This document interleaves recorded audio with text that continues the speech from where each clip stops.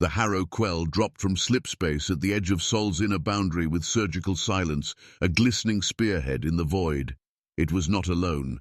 The rest of the 5th Expansion Armada emerged behind it in staggered phalanx formation, 116 cruisers, 6 fortified carriers, and a triad of siege-class planetary displacers, all aligned in smooth acceleration arcs toward Earth.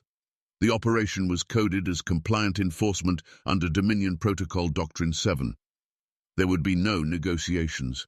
The Terrans had declined to renew the Kepler-18 resource compact, and more than that, they had failed to transmit any response at all. No appeals, no threats, no posturing, just silence. And for the Volthar Dominion, silence was not interpreted as peace. It was defiance. From his command platform on the forward deck, High Admiral Rozek studied the planet as it swelled in the viewport. Its oceans reflected their usual spectral blue, cloud systems rotated in elegant formation, and polar caps gleamed in orbit glare. A beautiful world, untouched almost. It was the untouched part that unsettled him, though he would never admit it aloud. He'd seen subjugated worlds, he'd seen desperation, resistance, even mock surrender. But this was different. Earth showed no movement in orbit, no defensive lattice nodes, no response pings from docking beacons or orbital habitat transceivers. Not a single signal fluttered back at them. The Terran Exclusion Treaty had once banned the construction of orbital weapon platforms. Yes, but Rozek had expected some bluffing. Instead, Earth's orbit was naked. He tapped one claw against the signal pad, triggering a field scan sweep. The results arrived within moments, compiled and relayed from Dominion scout relays now forming a wide sphere around Earth's gravity well. 0 kinetic launch signatures, 0 fusion trail residues, 0 detectable shield lattices. The only anomalies appeared in the form of distributed seismic fluctuations across Earth's major fault lines, Pacific, Andean, Mediterranean, and 2 strange heat pockets near the Saharan shelf. Dominion geologists aboard the Harrow Quell flagged the readings as active but non-threatening, likely tectonic misalignment or geothermal unrest. Earth, after all, was geologically unstable by nature. High Admiral Rozek gave the readings a passing glance and dismissed the analysis with a nod. The Dominion had no concern for natural volatility unless it disrupted landfall timing. Besides, deep crust scans hadn't identified any major anomalies. Some mineral inconsistencies, yes, a few odd densities around the subduction zones, but nothing approximating defense structures. Earth was silent. Earth was empty, or so it appeared. A pair of Dominion fleet tacticians hovered near the rear of the bridge, murmuring over projection models. One of them gestured to the evacuation patterns showing up in major population centers, New York Basin, Eurasian Plains, South American corridors. Movement routes were orderly, linear, precise, not panicked, not chaotic. Trains had moved quietly, ports had shut down without incident. Energy use across urban zones had dropped by nearly 40% within 48 hours. That level of coordination was not typical for a population under threat. And still, no transmissions, not a single civilian distress call, no military encryption attempts, no retaliatory rhetoric. Earth had gone dark without protest. Rozek observed the data, tail flicking with mild amusement. "They're ghosts now," he said, speaking for the bridge crew to hear, "and ghosts don't bleed." That drew a ripple of grins from his command echelon. He authorized fleet-wide alignment protocols and targeted suppression timing. The Harrow Quell began descent adjustment for low orbital STI and off. Suppression strikes would begin within the hour, targeted to symbolically disable Terran city infrastructure and relay towers. No biological targets, not yet. This was not extermination, this was display. A war meant to be remembered required a certain spectacle. As the Armada took position, the Dominion's sensor matrix continued to report seismic activity, but the patterns had stabilized, even decreased. No tectonic ruptures, no volcanic surges. The crust appeared to be returning to baseline, a confirmation that Earth was, indeed, unarmed. The scan systems double-checked for hidden launch bays and buried reactor spikes. Negative on all readings. The Dominion assumed their scans had penetrated every layer of the planet worth analyzing. They were wrong. Earth's crust had never been a weakness. It had been armor, and those seismic patterns hadn't stabilized, they had aligned. Unknown to the Dominion, their scans had failed not because Earth had hidden its defenses beyond reach, but because Earth had made them part of the planet itself. Human engineers, 5 years prior, had begun the process of embedding entire warship hulls beneath continental shelves, vaulting them inside former mining zones and integrating them into tectonic cavities. They masked reactor cores with tungsten mass dampeners. Signal harmonics were filtered through crustal vibration loops, indistinguishable from natural seismic noise. To Dominion sensors, it looked like unstable geology. In reality, it was pre-launch coordination. But none of this was visible yet, and Rozek saw only stillness. With all sensor readings in the clear and Dominion doctrine satisfied, the Harrow-Quell activated suppression vector sequences. The order was clean: visible destruction of Earth's major comm nodes to enforce strategic silence. Not that anyone expected resistance, the strike was meant to be a message, compliance enforced through symbolism. The first displacer cruisers charged plasma lances. Orbital targeting mapped impact patterns across cell-ected urban zones. Rozek gave the command. He did not see the glint that shimmered briefly from a mountain range in the Pacific. He did not question the absence of planetary shielding. He did not realize he was already within the blast radius of something he couldn't detect. His ships, coasting through upper orbit in perfect symmetry, adjusted their formations one final time. It was a formation optimized for engagement from above. They never imagined war would come from below. The last time Earth had placed a fleet in orbit, it was ceremonial. 3 outdated cruisers and a diplomatic relay drone anchored at the edge of Luna's shadow. That was 27 years ago, before the Terran Exclusion Treaty had passed in front of 70 alien signatories. Earth had been labeled volatile, a probationary power. The terms were clear: no orbital defense systems, no void-based warfleet construction, no off-world military AI research. In exchange, Earth retained its system borders and mineral rights from the Kepler-18d strip. For a time the arrangement held, Earth complied, and then Earth vanished from the diplomatic circuit entirely. What the Volthar Dominion never considered was that Earth's silence hadn't been submission, it had been focus. Beneath the Andean shelf, 1,000 meters under tectonic pressure, lay the command node of Project Stratovore. No towers, no antennas, no EM field distortion, just stone. Rock crushed so tight against reinforced titanium hulls that thermal readouts presented as fault-line friction. It had taken 17 years to design, build, test, and mask. It was the only planetary defense system in recorded history that had never breached the surface.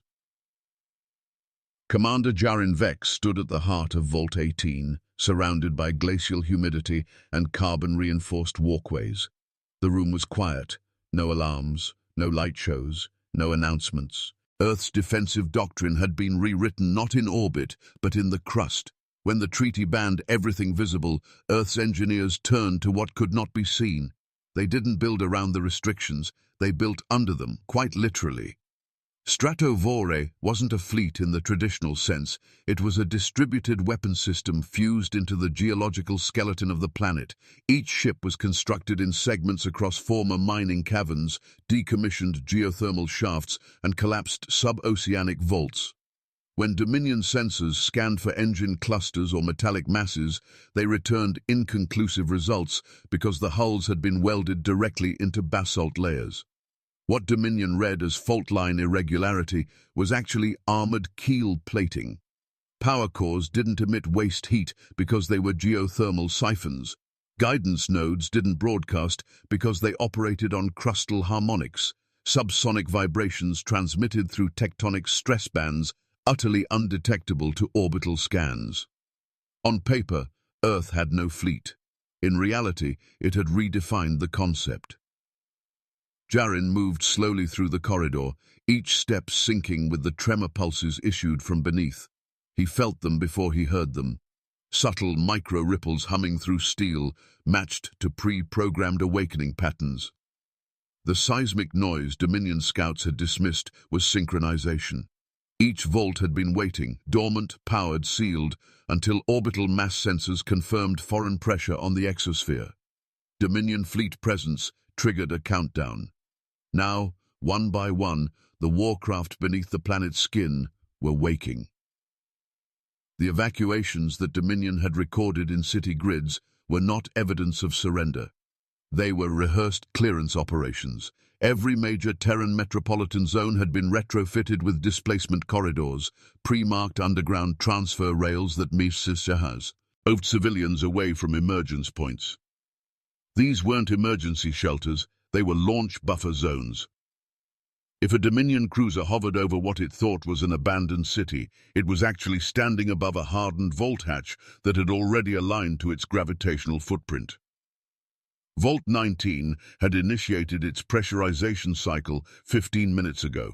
Its hull segments, originally forged from asteroid-harvested tungsten silicates, expanded into locking curvature with sub-millimeter precision. The rock encasing them didn't shatter, it separated. Every hull was designed to rise through controlled fracture, diffusing kinetic force into seismic folds. No explosion, no warning, just steel from silence. In the Arctic fold, beneath what had once been considered a glacial fault line, a different kind of structure prepared itself. There, buried under 3 kilometers of ice and pressure-welded rock, rested the Leviathan core.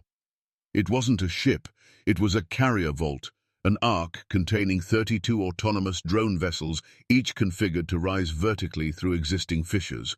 No engine trails, no radar bloom. Their only signal was a crustal pulse, 5 hertz below Dominion detection range. The Dominion's belief in orbital superiority wasn't arrogance. It was doctrine. Their entire military structure was predicated on early detection, spatial control, and tactical formation. They had assumed that absence meant weakness. Earth had never tried to match them in space. It had simply chosen a battlefield the Dominion couldn't perceive.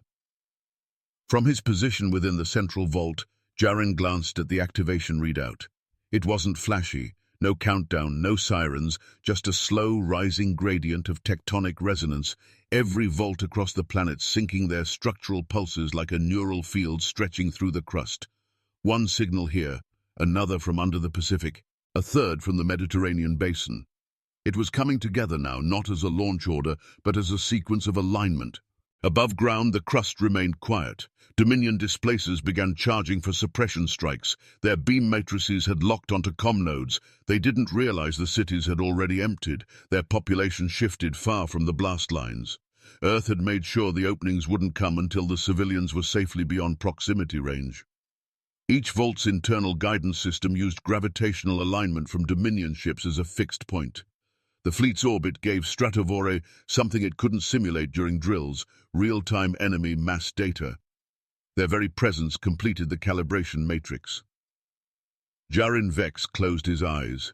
He didn't smile. There was no joy in it. This wasn't a trap. It was an answer. For years, Earth had listened to the void. It had heard the rhetoric, the dismissals, the cold assurance that humanity was a managed species. It had complied, built no platforms, deployed no cruisers, spoken no threats.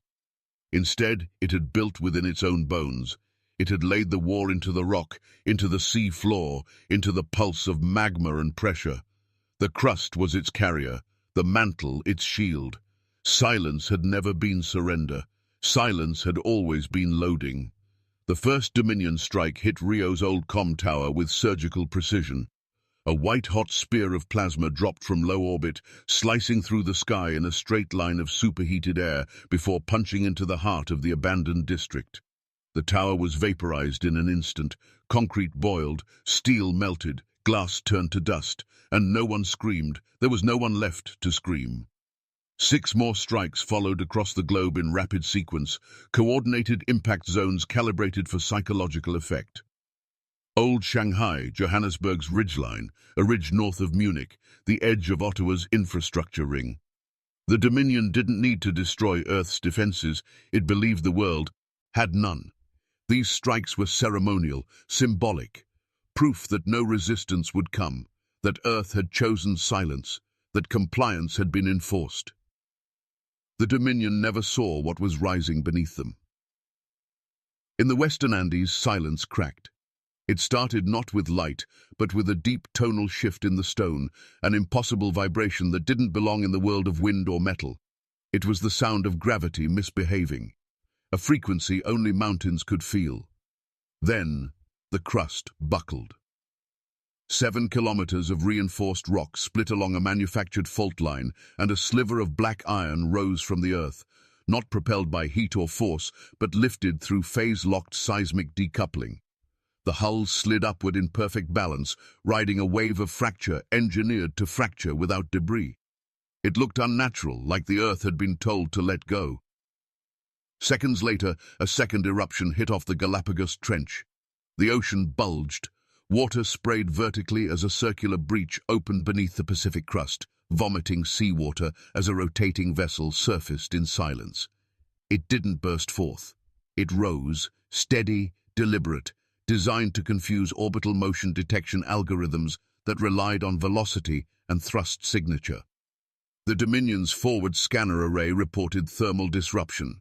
By the time it classified the distortion as not geological, the vessel had already completed ascent and retracted its hull ports.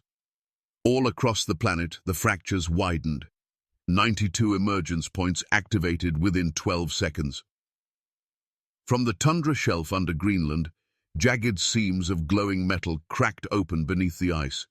From the Western Sahara, dust spiraled up into the sky, not from detonation, but from shifting mass as dormant vaults unfolded wings carved from ore and tungsten. No ignition trails, no atmospheric flare, no EM radiation bloom.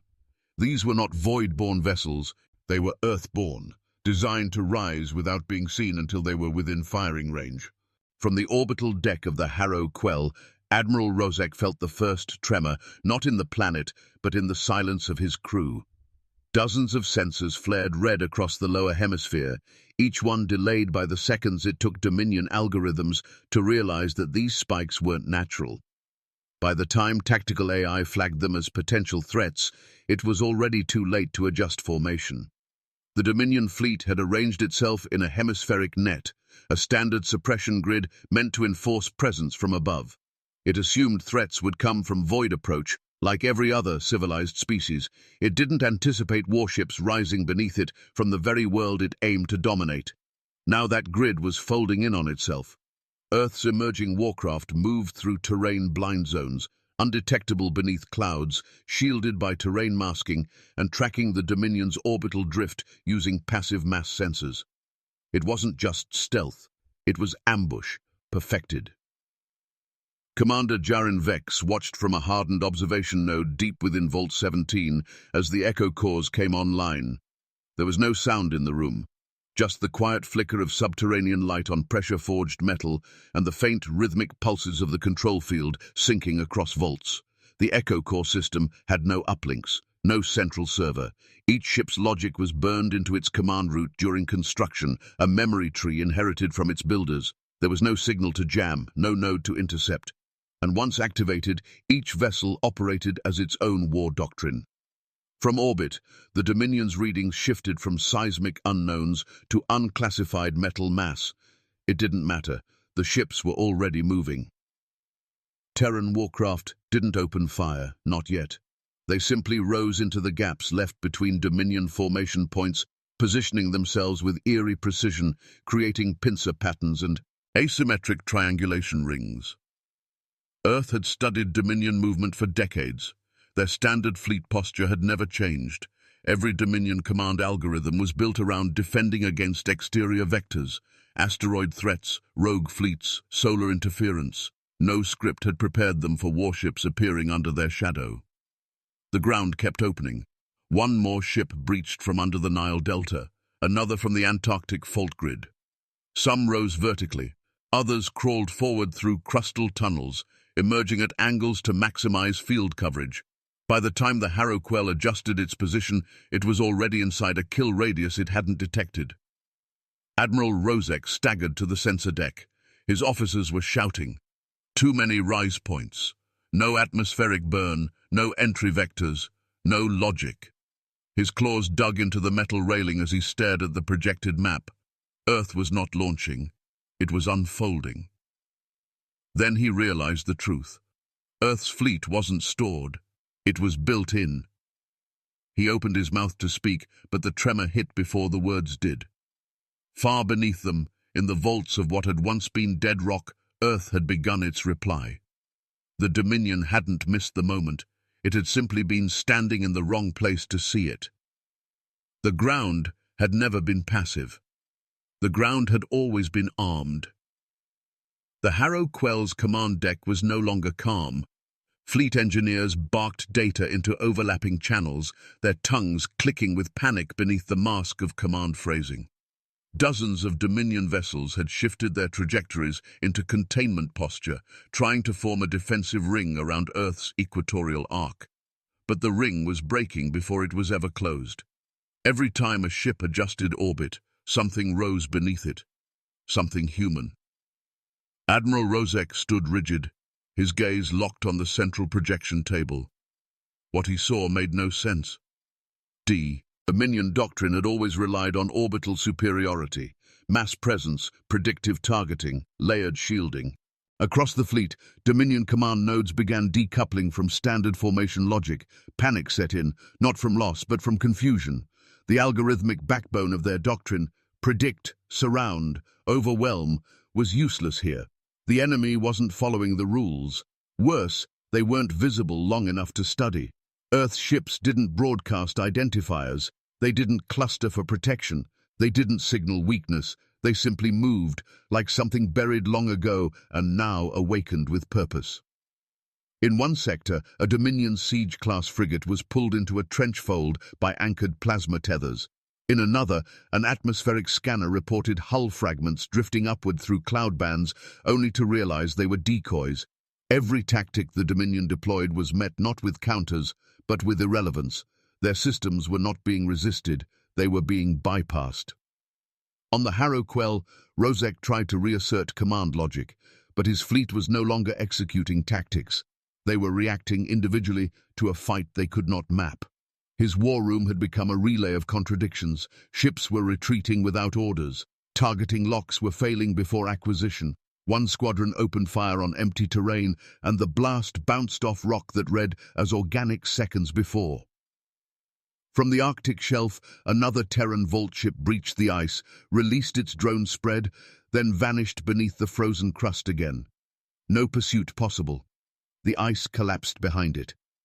From Dominion perspective, the planet had become unknowable. From Earth's perspective, the war had only just begun, and it was being fought by ships that had never left home. The Admiral stood at the threshold of something he did not understand.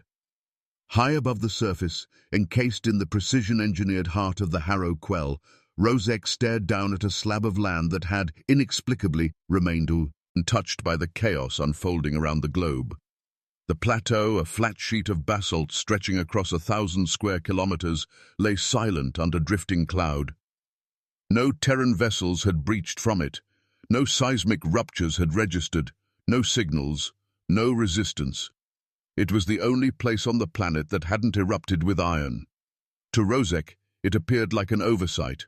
A command node that had yet to activate, a staging ground, perhaps even the headquarters Earth's scattered resistance was coordinating from. He ordered the flagship down into low-atmosphere hover. No defensive beams fired, no kinetic pulses rose. It was an invitation or a bluff. Either way, he intended to settle the war personally. Rozek was Dominion-bred, a product of rank and generational code. Victory was supposed to follow declaration, but nothing about this war had followed expectation. As the Harrow Quell descended into position above the inert plateau, the Admiral paced toward the central projection dais. The command crew stood silent around him, waiting. Across the planet, the fleet was still bleeding formations, ships vanishing into the shadows of cloud cover, others flailing with failed tracking locks. No clear pattern, no source of command to strike. Earth wasn't coordinating its attacks from any visible origin. That plateau was his last assumption. It had to be. He activated the Dominion's Broadwave Authority channel. The voice modulation grid engaged, his transmission rippling across surface bands and low-orbit interference layers. His words were simple, delivered with calculated force. "This is High Admiral Rozek of the Volthar Dominion. Identify your command authority. Step forward. You will speak on behalf of your species. You will submit." There was a pause. Not static, not delay, just stillness. Then, with no fanfare, the plateau's surface shimmered faintly, not from heat or ligue out, but from displacement, not visual distortion, presence. A human figure stood atop the basalt, unarmored, unarmed, alone. He didn't project command aura, didn't raise a device. He looked like a surveyor examining terrain, until he spoke. "You're standing on them." The voice cut through the Dominion scrambler fields like a blade. It carried no threat. It didn't need to. In the second that followed, Rozek felt the structure beneath his feet shift, not the ship, but the gravity around it. The Harrow Quell's inertial dampeners pulsed once, out of sequence. Then again. Below, the basalt cracked, not violently, not dramatically, but with surgical purpose. Thin lines etched themselves across the stone surface, forming geometric veins that pulsed a dull red. From within those veins, metal rose, hooks, anchors, claws, each one forged from volt steel designed not for propulsion, but for grip. 12 volt-embedded Terran warships activated beneath the plateau in synchronized sequence. They didn't launch. They latched. The Harrow Quell groaned, not from hull stress, but from command confusion. Its systems began to misfire, alert protocols reversing themselves, internal stabilizers shutting down, logic cores entering recursive denial states. The Terran ships weren't attacking it. They were claiming it. Their protocols fed false authorization trees into Dominion systems, mimicking the Volthar's own hierarchy, climbing up the authority chain using stolen syntax. The Dominion flagship's AI, unable to verify its own command code against the intruding framework, began to comply. Anchor arms pierced the ship's underbelly, threading into magnetic seams, fusing metal to metal. Siphon pulses transferred data, power, command, not to override, to erode. System by system, Harrow Quell was hollowed from inside its own architecture. Admiral Rozek staggered across the bridge. Readouts flickered into irrelevance. Crew stations dimmed. Weapons froze mid-pean cycle. Engine arrays lost sync with gravity fields. No external strike. No beam. Just paralysis. Pure, silent, exact. He turned toward the viewport, hands clenched behind his back. The human below hadn't moved, still standing alone in the wind. It was then Rozek understood. The plateau hadn't been spared. It had been prepared. This wasn't a battlefield. It was a cradle. The Harrow Quell's hull fractured at the midsection, drawn downward not by force, but by magnetogravitational sink, as if Earth itself was reclaiming what hovered above it. The ship's spine groaned, buckled, and then vanished beneath the surface. No explosion, no debris, no light. Silence closed over the basalt, as if nothing had happened at all. Jarin Vex stood for a moment longer. Then he turned and walked back into the fold of stone that opened behind him, the node sealing shut behind his steps. Above, the Dominion fleet hesitated. They had no more orders, and no one left to give them. The moment the Harrow Quell vanished, everything else became interpretation. Across the orbital perimeter, Volthar ships held position, not in defense, not in aggression, but in disorientation. No last transmission had come from Rozek. No declaration of death, no command transition, no fallback beacon. The flagship hadn't detonated. It hadn't been destroyed. It had simply been taken, pulled into the planet without resistance, without trace, without a known weapon system involved. The Dominion command hierarchy was built on certainty, ranks, orders, protocol chains. But none of it mattered now. The chain was gone, and nothing followed. The first retreat came not as an order, but as an instinct. A Dominion gunship, no longer receiving updated targeting data, withdrew from low orbit and shifted to a standoff holding arc above the moon's shadow. Others followed, one by one as the silence stretched. Dominion captains began to override protocol locks and issue local withdrawal sequences. Not because they had been defeated in battle, because the shape of battle had collapsed. Terran warships did not pursue. They didn't rise further into orbit or push tactical advantage. Instead, they descended. Vault ships returned to their emergence points, hulls folded inward, propulsion systems powered down. What had erupted from Earth's crust only hours before now folded quietly back into the rock, the fractures sealed behind them with engineered precision. Thermal profiles cooled, pressure sensors flattened. Earth's surface, so recently alight with motion, returned to geological stillness. The war was not over. It was no longer recognizable. From a tactical standpoint, the Dominion had lost neither territory nor fleet volume sufficient to qualify the event as defeat. No diplomatic capitulation had been issued, no terms declared, yet the withdrawal was total. Because what had occurred over Earth could not be processed. Dominion war intelligence could not model it. Their analysts, attempting to rebuild the scenario, found no consistent inputs. There had been no fleet pattern, no command node, no observable strategic objective beyond removal. Earth had not won through superior firepower or fleet numbers. It had removed context, and with context gone, response became meaningless. Within 3 days, all Volthar vessels had vacated the Sol system. Earth said nothing. Not a single transmission emerged from the surface, and yet a signal appeared, simple, unencrypted, broadcast from a stationary point above Earth's exosphere. It carried no voice, no warning, just 6 words, scrolling in silent rotation across every Dominion relay satellite. Contact denied, territory internally armed. There were no defenses seen around the beacon, no source vessel, no activation trail. It hung in geostationary orbit, unmoving, quietly pulsing, as if daring someone to ask for more. No one did.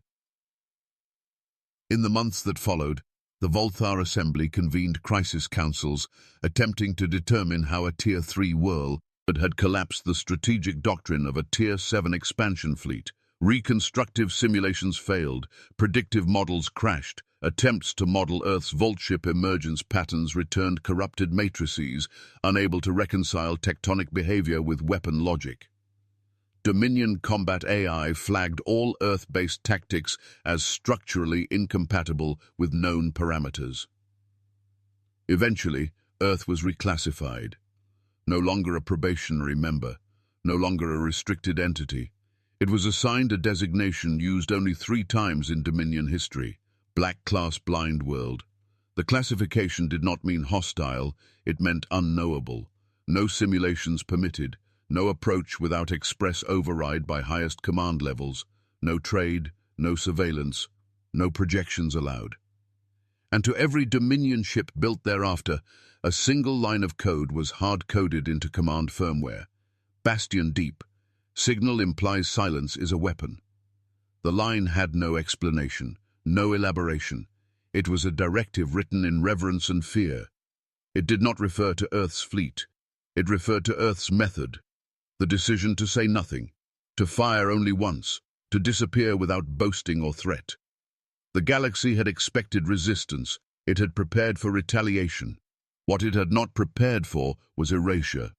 Earth had not fought for power, it had not struck for territory, it had simply rejected the question, and in doing so, it had become something that war itself could not approach, something you didn't find again, because by the time you tried, you were already standing on it.